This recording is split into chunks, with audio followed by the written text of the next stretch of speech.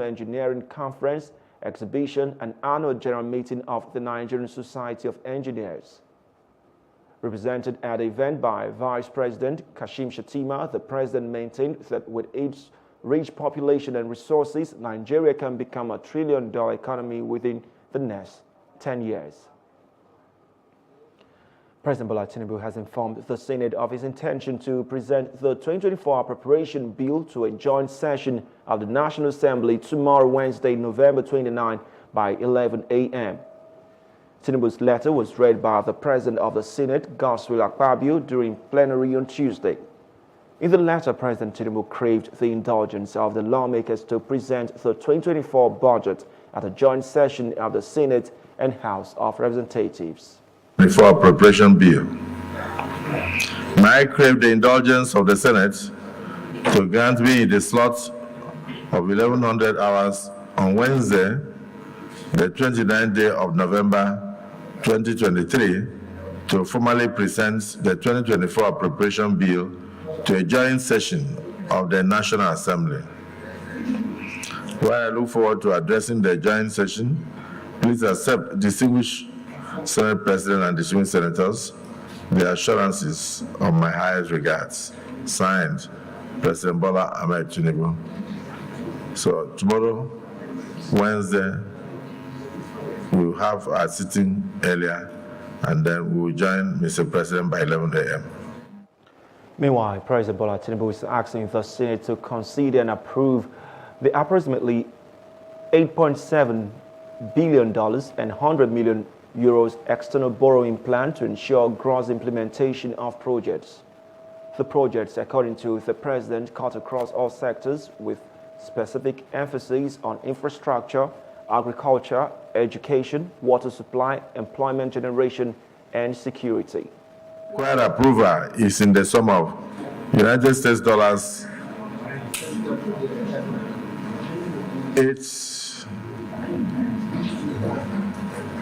8,699,168,559 dollars, and for the euro, looking at a total of 100 million euros. Projects and programs in the borrowing plan, including employment generation, skills acquisition, support towards the emergence of more entrepreneurs, poverty reduction and food security to improve the livelihood in all the 36 states of the Federation. It has become imperative that we resort to prudent and external borrowing to bridge the financial gap, which will largely be applied to key infrastructure projects, including power, railway, health, among others.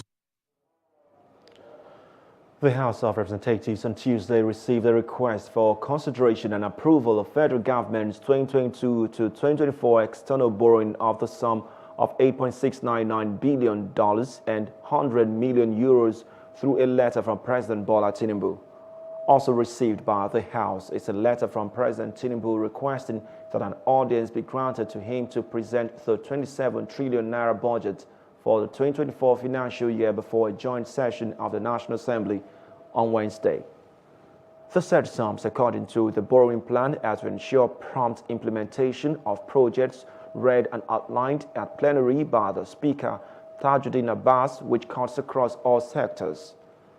The African Development Bank and the World Bank Group have indicated interest in assisting the country to mitigate the impact with a sum of $1 billion and $1.5 billion respectively, in addition to the Federal Executive Council approved 2022 to 2024 external abridged borrowing.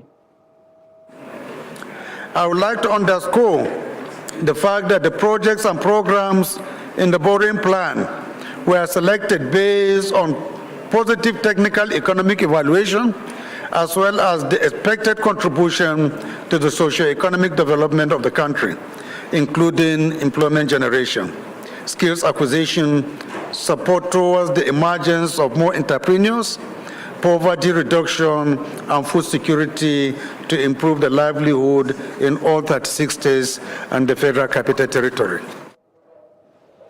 Meanwhile, the House has also urged President Tinubu to sign the Sexual Harassment of Students in Tertiary Education Institutions Prohibition Bill. The resolution followed the adoption of a motion of urgent national importance at plenary raised by Honorable Kafilat Ogbara, member representing Kosofe Federal Constituency, Lagos State.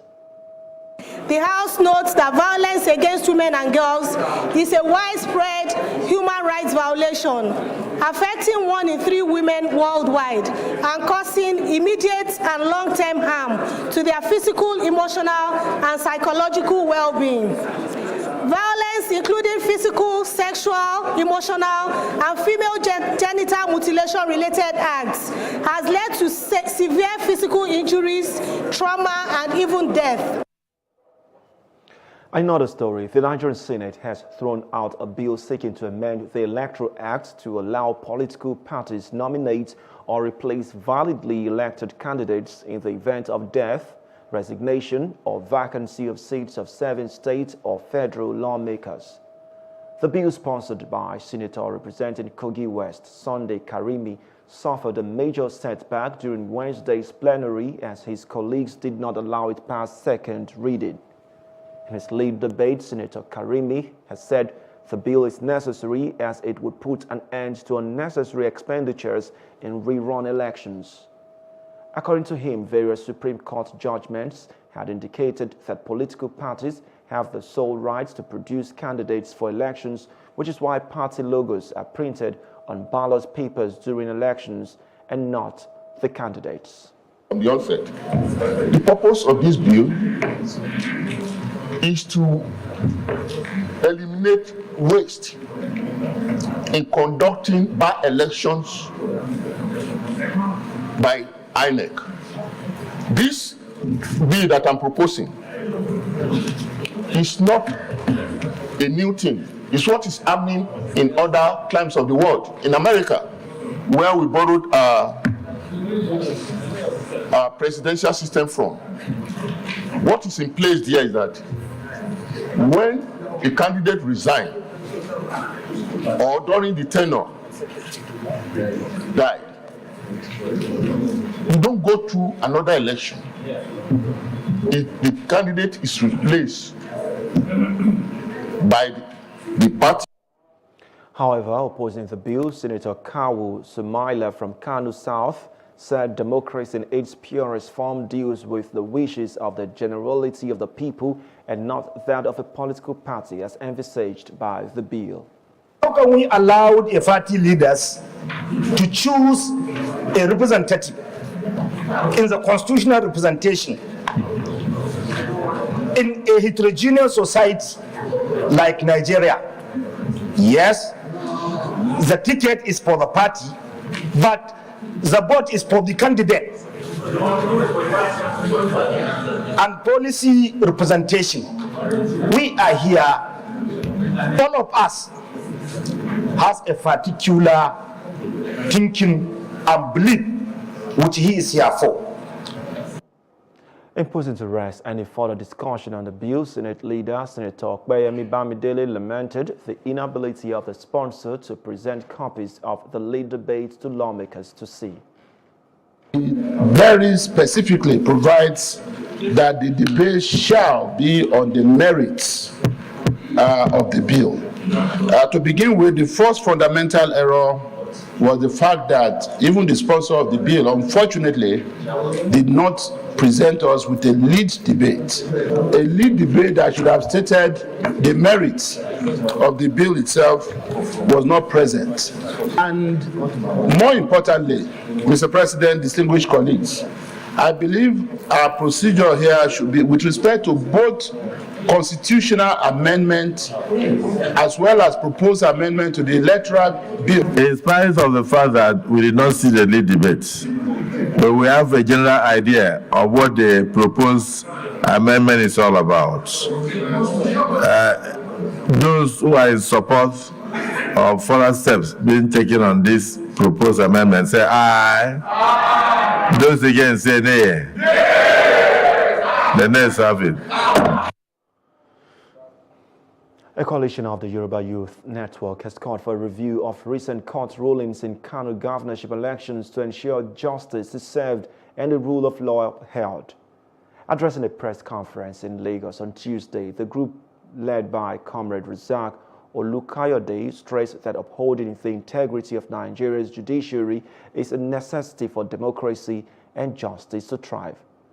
They maintained that by re-evaluating the evidence and legal arguments presented, the Supreme Court could rectify any potential errors made by the Court of Appeal, thereby restoring public faith in the judiciary. The group argued that a review of the rulings is necessary not only to rectify potential errors but also to reclaim threatened integrity of the judiciary. They also urged President Bola Ahmed Tinubu to act as a true statesman and renowned Democrat by upholding the principles of separation of powers, particularly the independence of the judiciary. The controversy surrounding the discrepancy between the judgment read out by the courts and the contents of the certified true copy of the judgment in the Kano governorship election raises serious doubts about the transparency and integrity of the judicial process. These discrepancies have led to confusion and speculation among the public, further eroding public trust in the judiciary. Through review of these rulings, the Supreme Court have demonstrated its commitment to upholding the rule of law and ensuring justice for all. By rectifying any potential errors and ensuring that justice is served, the Supreme Court have reaffirmed its commitment to upholding the rule of law and maintaining the principles of justice and fairness within the Nigerian democracy system. The newly appointed caretaker committee of the Rivers State All Progressive Congress says it will build and not destroy the party. The chairman of the committee, Tony Okocha, while briefing newsmen at the party secretariat in Port Harcourt, says the committee will personally visit party members, especially stakeholders who have contributed to the growth of the party.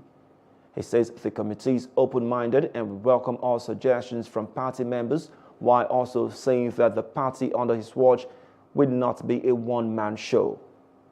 Okocha called on all members to come together to rebuild the party. We have come here to build, not to scatter.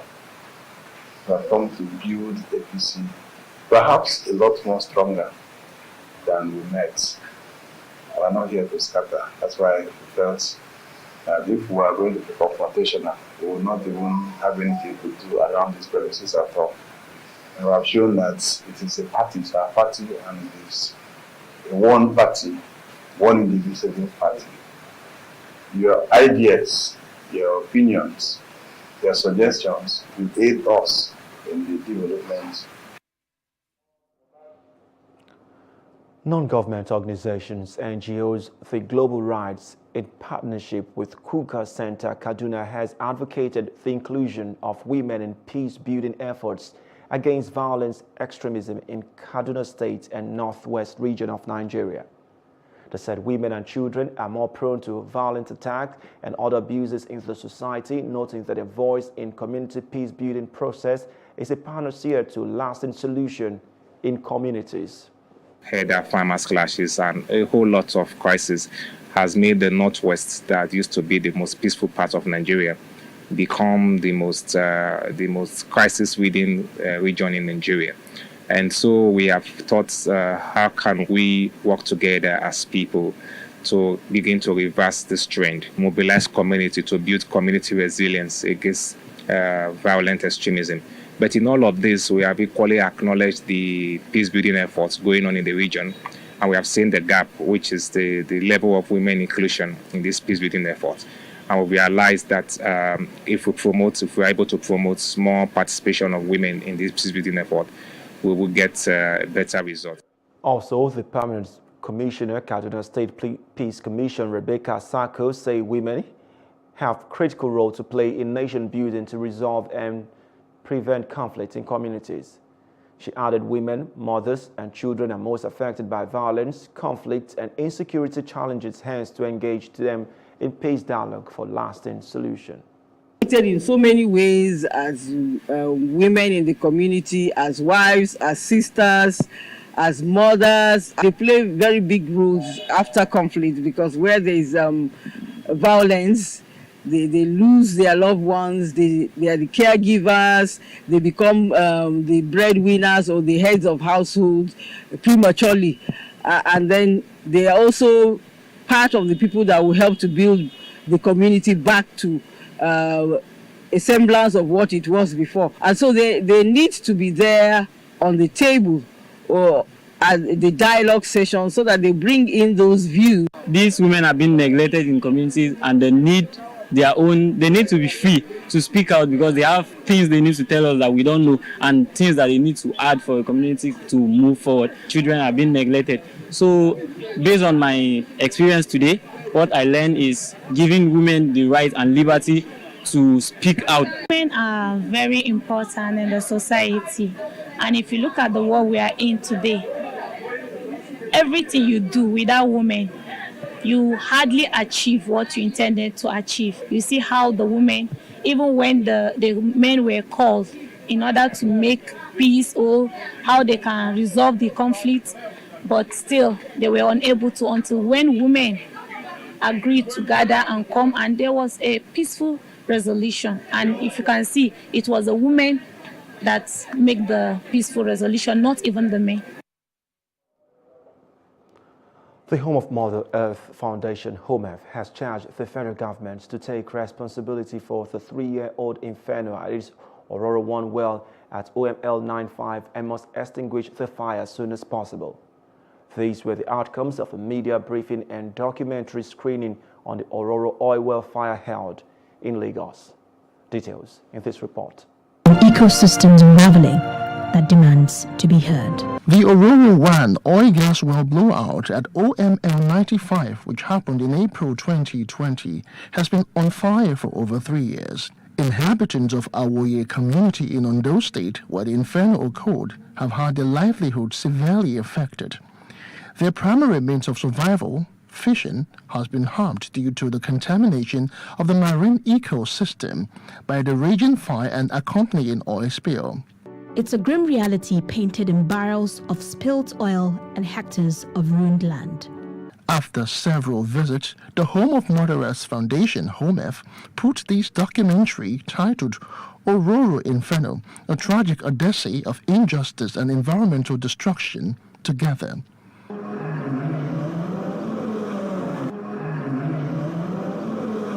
Executive Director, HOMEF, Nemo Bassi, alongside others, say these inferno represent a huge discounting of the lives of the people, their culture, and their ecosystem. Now that accident happened, and the government officials said it could be stopped within 6 weeks if they hired the right contractors to stop it. But 3.5 years down the road, the fire is still burning.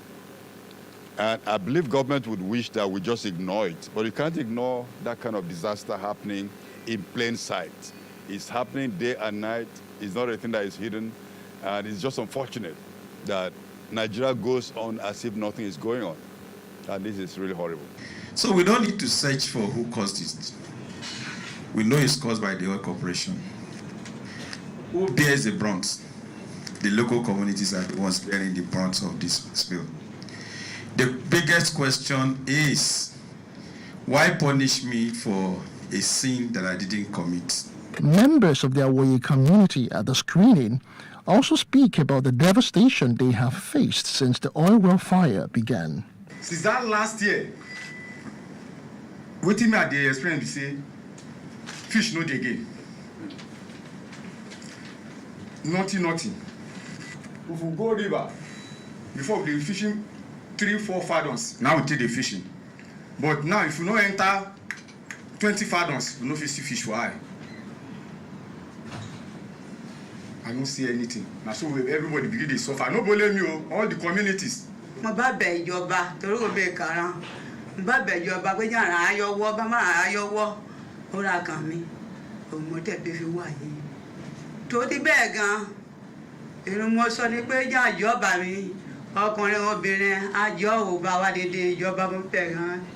Tó obìnrin tó ọkùnrin jájọ Jara awoyowo. Awoya pẹ̀lú dédé gbẹ̀kún ẹ̀nà wọ́n dédé pátápátá ti bàjẹ́.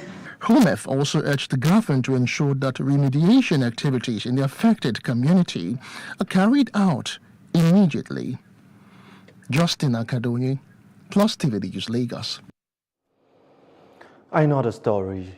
Market women at Tejo have been urged to make the most of simple technological tools to scale up their businesses and accelerate growth. This advice was given during a She-enabled sensitization program organized by the Enterprise, Growth and Opportunities EGO Foundation at Tejo Market in Lagos. Details in this report.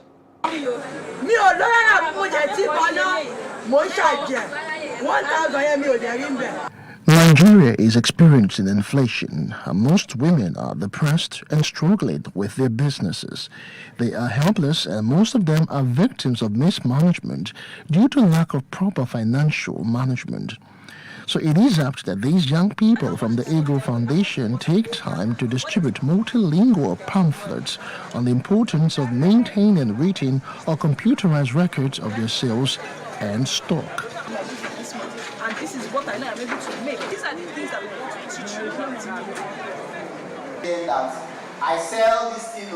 Or back here at this hall, women listen with rapt attention on how they can be financially included with the help of their mobile phones. The session is interactive. I think they will charge about 800 and something, let's say 1,000 naira. Then how do you reach out to those kind of group members? Roland Ajetomobi is a serial entrepreneur. He is here to share knowledge and insights with the market women and entrepreneurs on the best way to go. At the moment you are able to have a mobile device and you can subscribe to that device with internet and data, and you also have a bank account, you can use that device to make money. Toluwaṣe Olaniyan is a convener. He shares the idea behind desensitization and also speaks on plans to extend the program to other markets. And for us, it is instructive at this time, right, and very, very important, helping women, supporting women through becoming better at their businesses. Of course, around where we have large markets and on the South communities. So we've been to Alimosho, been to Mushin. So the next stop, we're going to Ikorodu. We're going to, Fly, Egbeda, Badagry. Places where we can harness a large number of businesses. It's almost natural for women to be excluded, financially. A few people feel it's expensive. People feel it's for the high class. So what we're trying to now do is to take it to the inner roots and help them understand the essence of this and how this can become a lot better. This petty trader is overjoyed about the knowledge learned.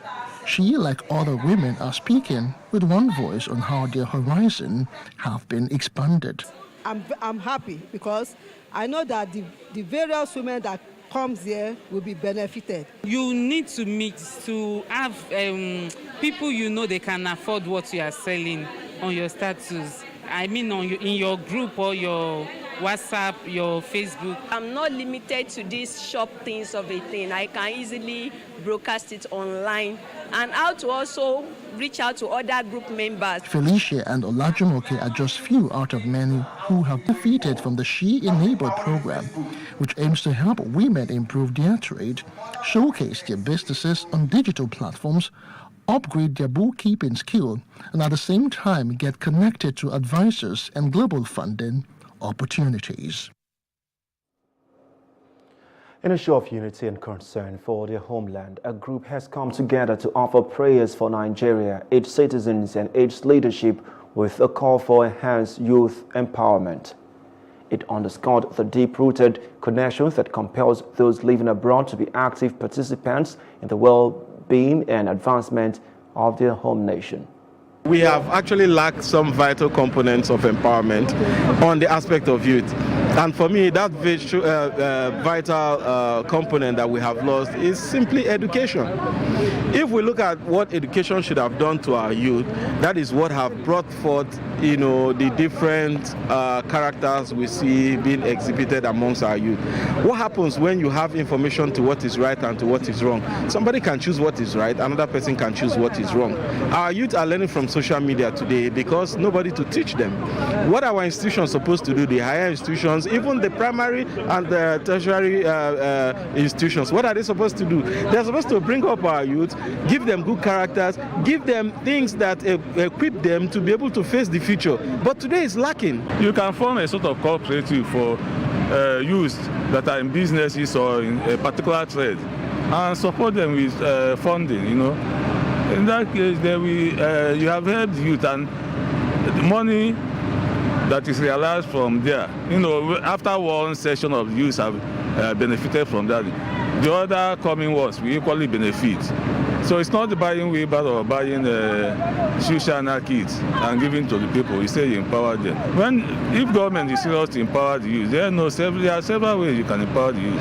That's why I started by giving you an example what we do in our corpus in our own little way.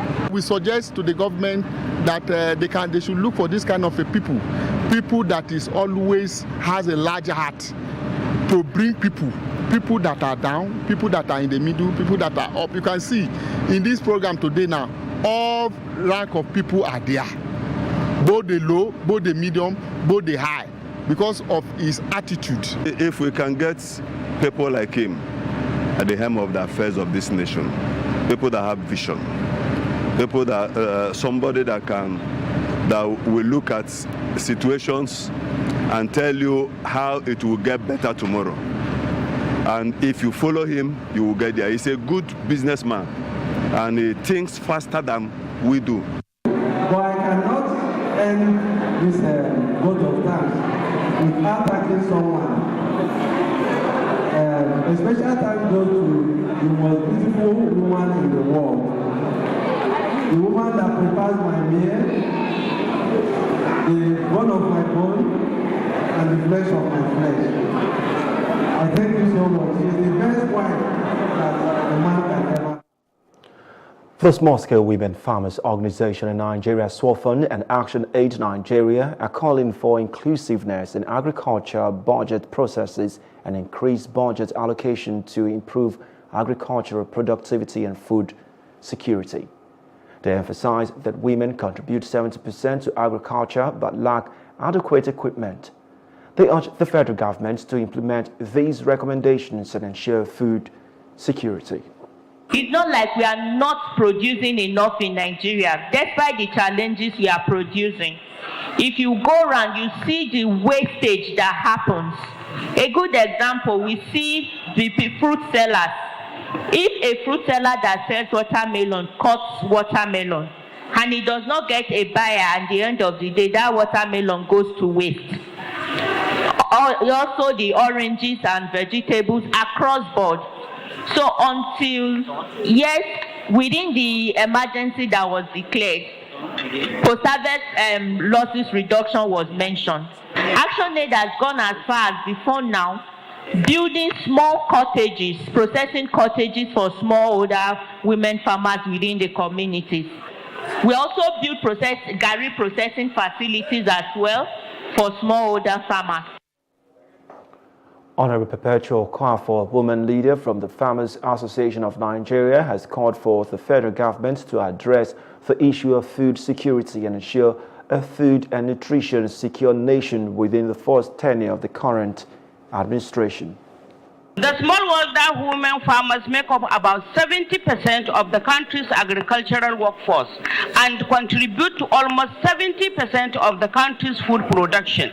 Despite their crucial roles in the agricultural sector, they encounter significant challenges, including limited access to land, inputs, credit, training, storage and processing facilities, labor-saving technology, post-harvest losses, climate change challenges, insecurity and lack of access to agricultural insurance services, etc. Agricultural budgets should be gender-sensitive and responsive to providing items for the implementation of the national gender policy in agriculture that address specific challenges that affect women farmers different from men, as well as avoid lumping up budget for women farmers and other groups such as youth. Funding of agriculture at all stages is not negotiable if there is a political will backing this declaration.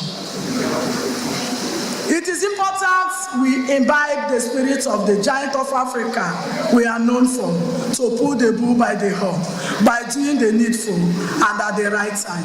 If the government wishes to reduce the farmer's suffering by provision of any subsidy on the farming and other agricultural input, it should be done at the right time. Young people think that agriculture is a soul that will be done and it's a very dirty job. But you have proved over the years that youth can be in agriculture. There is the likelihood of prosperity in agriculture, and the youth are the seed of the future. The women in most parts of Nigeria are actually the people doing agriculture, the chores in agriculture, but they are mostly unsung heroes. The occasion that Nkiru propels is that women and youth will have to come to the forefront of agriculture. A group, Symbols of Hope project, has said it's currently mobilizing religious groups and other relevant stakeholders to curb the reoccurring incidents of trafficking in persons, sex work and sex slavery, which has become rampant among African nations. Recall that the Nigerian government recently received some citizens from Libya who were victims of trafficking in person. Also, there have been reports of sex slavery in some parts of Europe, where some Africans were lured into sex for money activities. Addressing journalists, the country director of the group, Reverend Emmanuel Gabriel, said the project was targeted at mobilizing all religion and general public in some parts of Africa with the intention of responding to the dehumanizing acts of human trafficking. We owe a duty to ensure that our children are given a sound moral, cultural etiquette to maintain the long-standing attributes of a cultural people. We have heard and we have been hearing how people are selling their children for human trafficking and for economic purposes.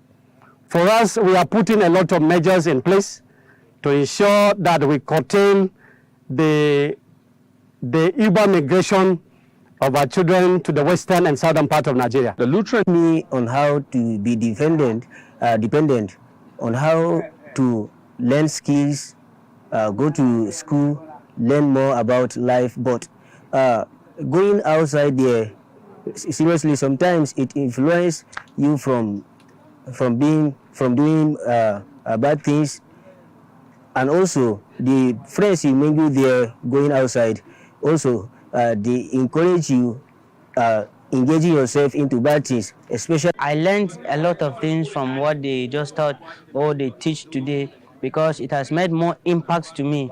And I think I would like to advise my colleagues or my friends who are even planning to go outside to migrate to another places, because it will not help them, and it is better to stay at home because there's a lot of challenges when you go outside. So I just prefer my colleagues and friends, they should stay at home, be stable, and do something. They should learn some skills that will help them. Still ahead, Russia extends detention of Wall Street Journal reporter Evan Gershkovich. Details when we return.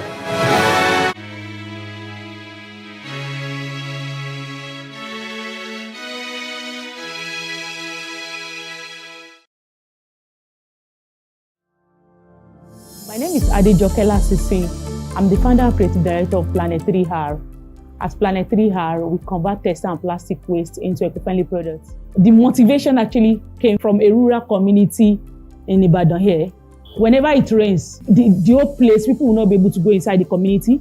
If it rains overnight, people will not be able to go to school, they will not be able to go to work. Anytime the water now goes away, you now realize a lot of waste. And I was like, this is actually the root cause of this problem, improper waste management system. Then I look at it that, what can we do to solve this problem? And that was how I started using the weaving skill that I've acquired from my mom since I was 9 years old.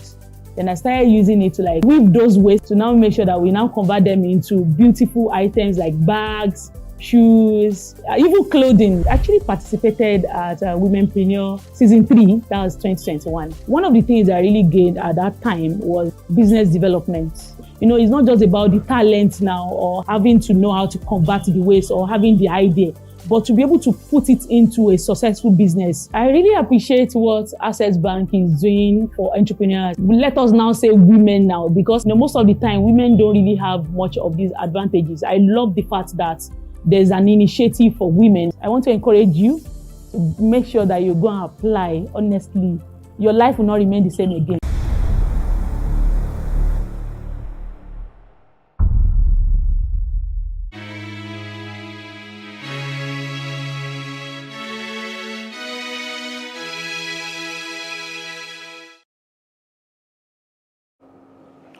Welcome back.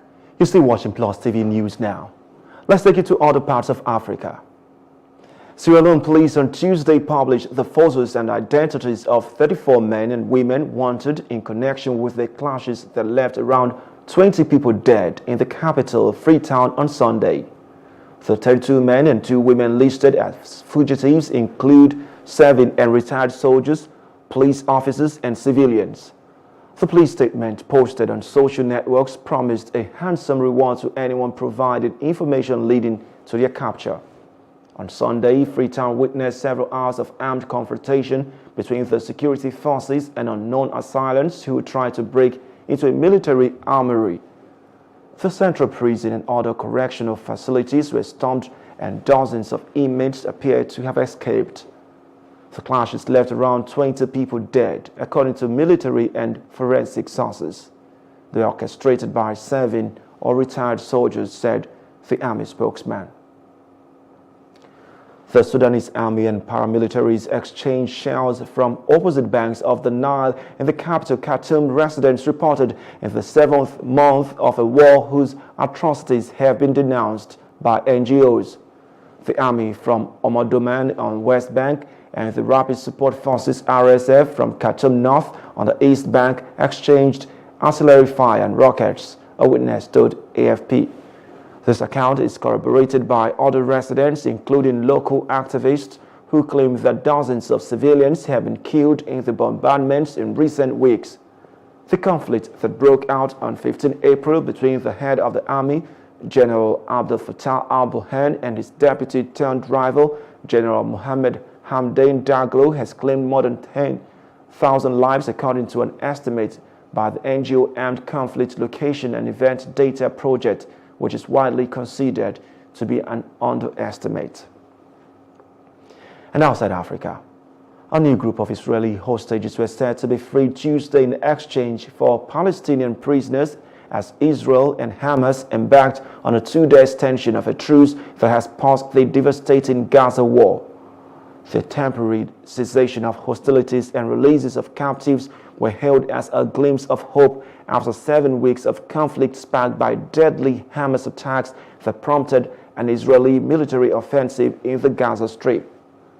The Palestinian Islamist movement Hamas told AFP that 10 hostages held in Gaza would be freed in return for 30 prisoners released from Israeli prisons on Tuesday in the first exchanges under the truce extension. The truce paused fighting that began on October 7 when Hamas poured over the border into Israel, killing 1,200 people, mostly civilians, and kidnapping dozens. A court in Russia has extended the detention of Wall Street Journal reporter Evan Gershkovich until 30 January 2024. Mr. Gershkovich, a U.S. citizen, was detained by the Federal Security Service on 29 March on charges of espionage that carry up to 20 years in prison. He's the first U.S. journalist to be detained on spy charges in Russia since the Cold War. The reporter denies all the charges but will remain in prison until his trial. Russia claims that Mr. Gershkovich was caught red-handed and the FSB, the main successor to the Soviet-era KGB, said he was trying to obtain military secrets. The decision prompted backlash from the Wall Street Journal, which said that Russia's continued imprisonment of Mr. Djokovic was a brazen and outrageous attack on the free press. It called for his immediate release. Up next, Minister of State Petroleum Resources Ekperikpe Ekpo says Nigeria-Morocco gas pipeline to begin construction in 2024. That's the business news after this short break.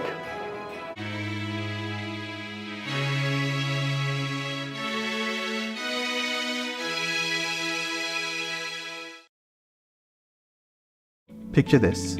You're sitting at a table, ready to indulge in a mouth-watering meal. Stop. For many of us, it is hard to resist the temptation, especially when it comes to enjoying a juicy beef dish.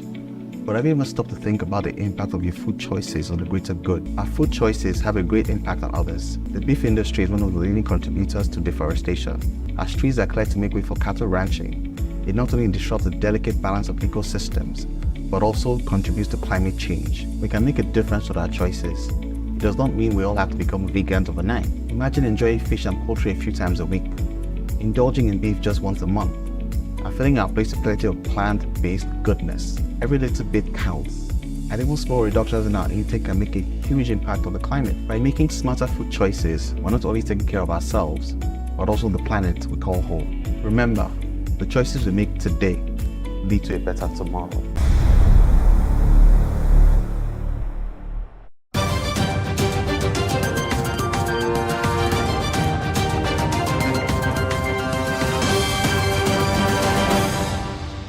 Welcome to Business News. In a recent statement coinciding with discussions on a new round of bank recapitalization, the Central Bank of Nigeria, CBN, has asserted the soundness of the Nigerian banking sector. The CBN's report comes at a pivotal time as the banking sector faces both the prospect of recapitalization and a landscape marked by internal and external economic pressures.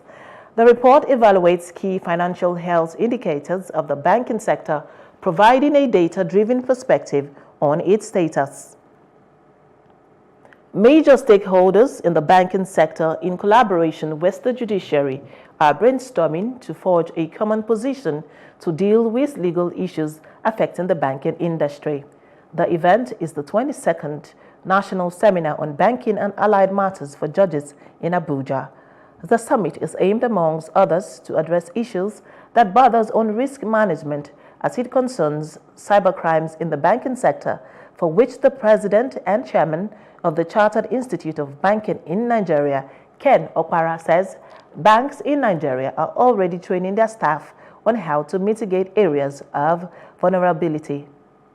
Critical among those issues is delay in perfection of mortgages. As much as possible, we think that there's need to speedily deal with that. The other important thing is to build capacity, especially in the light of what is happening in the digital space.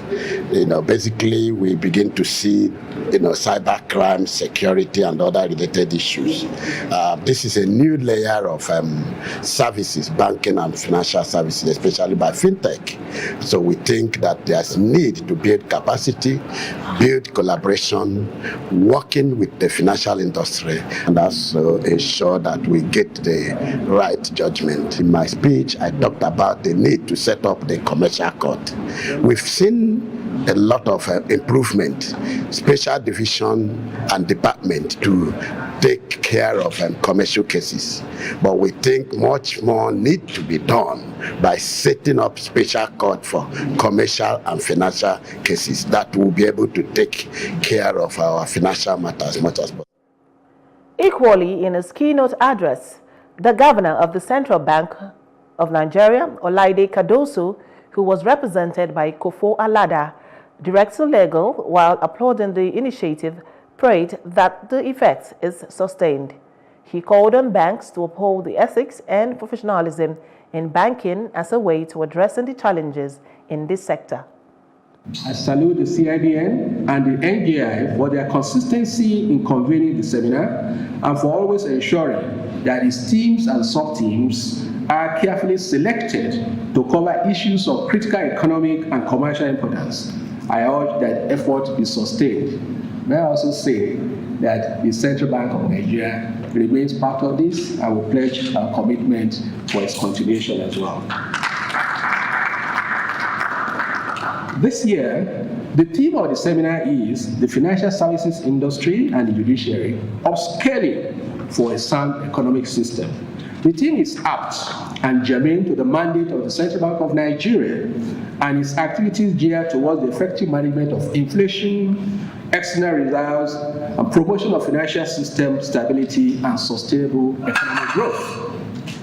The primary objective of this seminar is to bring together stakeholders in the banking industry and the judiciary to forge a common position on knotty issues which have implications for the banking industry and overall performance of the Nigerian economy.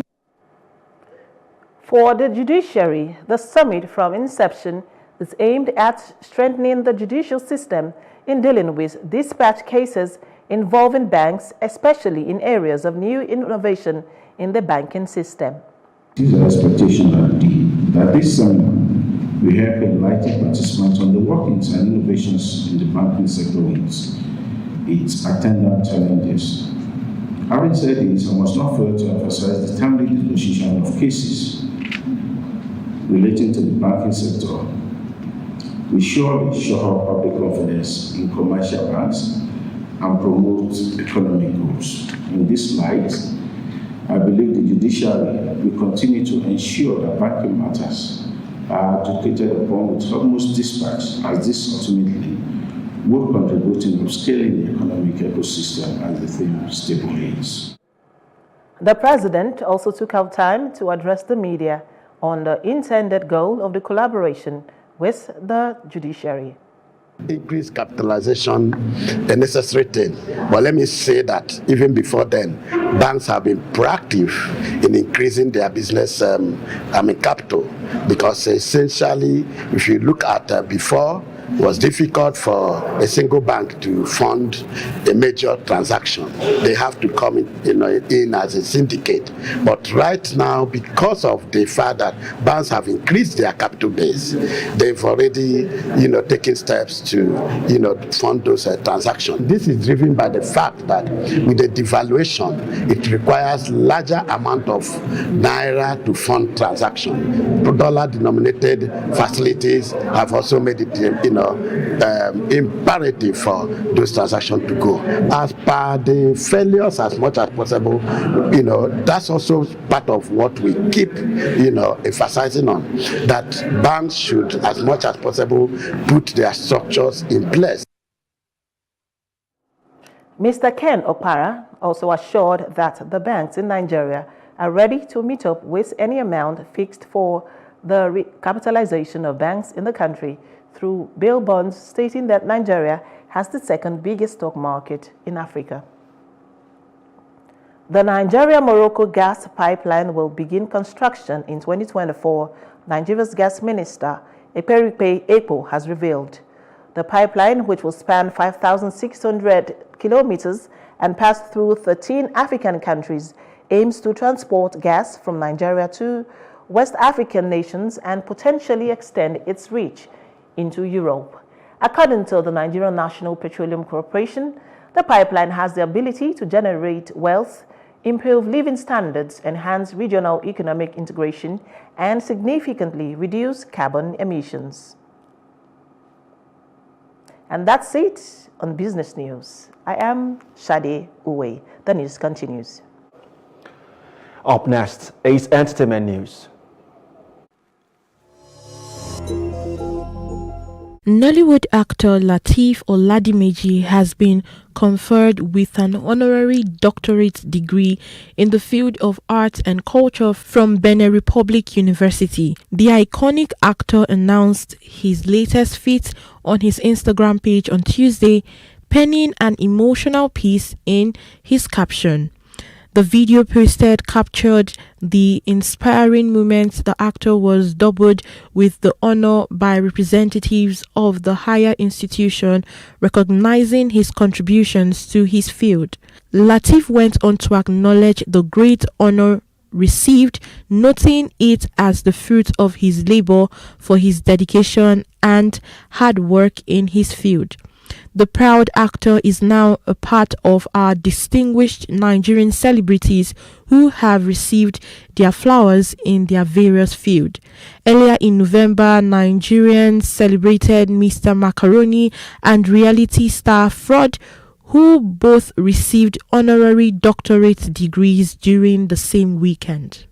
Legendary singer Alexander Abolore Akonde, popularly known as Nice, has been conferred with an honorary chieftaincy title in Ogun State. Nice took to his Instagram account to announce the good news in a series of posts. In the picture, he was adorned with the embroidered cap of royalty by the Oba, to whom he expressed his gratitude. And in another post, the happy singer received the official certificate to mark the occasion. Nice's fans and well-wishers have since flooded him with congratulatory messages, goodwill, and traditional greetings fitting for his new role. Similarly, back in 2022, Nigerian singer Portable bagged a chieftaincy title as he was crowned the Amolodun of Tigbo Awori land, also in Ogun State. The street hip-hop singer recently marked the 1-year anniversary of the chieftaincy in grand style. Way back in 2018, Big Brother Naija star known as Teddy A also bagged a chieftaincy title. Nigerian comedian Oke Bakassi new movie Bank Alert has opened as the most watched Nollywood movie during its first weekend at the box office. The new title opened over the weekend with a gross of 7.6 million naira, according to report released by the Cinemas Exhibitors Association of Nigeria, covering both November 24th and 26th, 2023. Being the first theatrical production by the comedian, the title didn't fail to grip the attention of the Nigerian audience, as the gross gathered over the weekend placed it in the 3rd position on the charts. In a shocking turn of events, Egun and Adire crashed on the charts to the 6th and 7th positions respectively. Jada Pinkett Smith is now saying she and Will Smith are staying together forever, despite previously announcing that they have been separated since 2016. In a taped interview set to air on Tuesday's episode of the Drew Barrymore Show, host Drew Barrymore brought up the couple's separation while discussing Pinkett Smith's recent memoir, Worthy.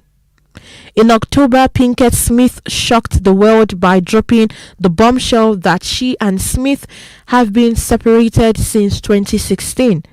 Pinkett Smith, who has been married to Smith since 1997 and has 2 children with the actor, said during an interview that she and Smith were not planning to legally divorce. At a book tour event following that interview, Pinkett Smith said that she wanted to recommit to her marriage with Smith after he slapped Chris Rock at the 2022 Academy Awards. Coming up, A-Sport News.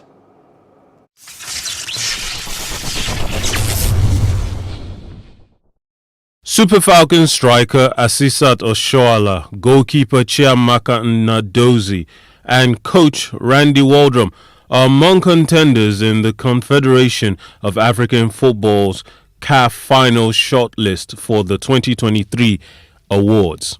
Oshoala will battle with Nnadozie, Zambia's Barbara Babanda, and South Africa's trio of Andile Dlamini, Hilda Magaya, and Thembi Gitalalana for the Player of the Year award. Nnadozie is also listed for the Goalkeeper of the Year award, in which she would contend with the Moroccan duo of Amane Abdelahad and Khadija Ramichi, and South Africa's Andile Dlamini and Kaelin Swart. Coach Waldrum, who took Nigeria to the second round of the New Zealand-Australia 2023 Women's World Cup, is pitted against Mehdi El Kachori, SC Casablanca, Renaud Pedros, Morocco, Desiree Ellis, South Africa, and Jerry Chabalala, Mamelodi Sundowns, for the Coach of the Year award. Nigeria is listed in the National Team of the Year award alongside Morocco, Senegal, South Africa, and Zambia. The award ceremony will hold on December 11th, 2023 at the Palais des Congrès Movenpick in Morocco. Former international athlete Sega Pobeni has described as a big distraction a report by an audit committee set up by the Athletics Federation of Nigeria, AFN, to investigate its finances, which is now causing ripples among board members. The AFN had set up a 5-man committee on September 16th to investigate its finances. The committee, headed by its first vice president, Tafida Gadzama, had Victor Okori, Samuel Onikeku, Oludare Esan, and Mrs. Maria Warfield as members. The panel report had, among other things, questioned some financial transactions made by AFN's Secretary General, Mrs. Rita Moshindi. However, some individuals, including athletes and coaches, have picked holes in the panel's report, particularly its objection to the refund of 40 million naira, which AFN President Chief Tonombok Okowa lent the federation to organize some competitions, including the Golden League, pending when it received money from their lead sponsor, Premium Trust Bank. Pobeni, who is AFN's head coach, said, and I quote, "When two elephants fight, they say it is the grass that suffers. All these are serious distractions because AFN's programs funding for the 2024 season has not been discussed by the board for approval and release for effective training of both athletes and coaches." End quote. Pobeni, a former director of sports in Delta State, hinted that in about 130 days from now, the African Games will commence in Ghana, adding that the Paris 2024 Olympic Games is barely 3 months away. That's the news now. For more stories, please follow us on Facebook, X, and Instagram, and do subscribe to our YouTube channel at Plus TV Africa and Plus TV Africa Lifestyle. You can also view us from Limex on limex.tv and Glow TV apps anywhere in the world. I am Ifani Elumezem. Have a splendid night's rest.